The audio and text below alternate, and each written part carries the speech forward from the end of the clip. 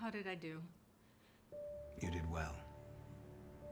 So far, everything has happened as predicted. Do not disturb. A lot of plot twists. It's been a while since I've seen a movie that's got that many plot twists. Does anybody have any first comments? So I definitely commend the filmmakers for being so ambitious with the plot. But like the last speaker, I was just holding on to the thread of the whole thing. And when it wrapped up, I was like, okay, I think I know what happened. And that was pretty cool. But I got the sense that it was spread a little too thin. The one thing though, I think it was very well shot. I thought it had a really nice flow of images, and like I really appreciated stylistically. I felt like I was watching like a TV show. And I was like, I could totally see this being a long-running TV show if it was. That's a cool thought, yeah. I think a lot of the times some short films are kind of concepts for bigger pieces, so maybe that's the case with this one. I'm not too sure. Maybe that's a good suggestion for the director, though. I thought the first one, beautiful cinematography. Again, the blues. Not a lot of films are described in like that nice light blue. I thought that was so well done, like the mood throughout the film. I don't know if I missed something or it was over my head, but I was wondering what would be the point of doing like the young girl had a voice recognizer and she twisted it, but if she was going to kill the husband, what would be the point of all that? Like when she just kind of talk instead? Like what was the voice thing?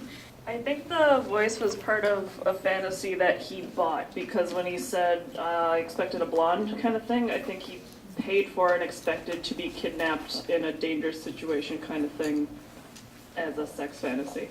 Yeah. So the killing part, he wasn't expecting that, but... That was pretty much what I was thinking as well. I think it's kind of up to your interpretation, but that was my interpretation of it.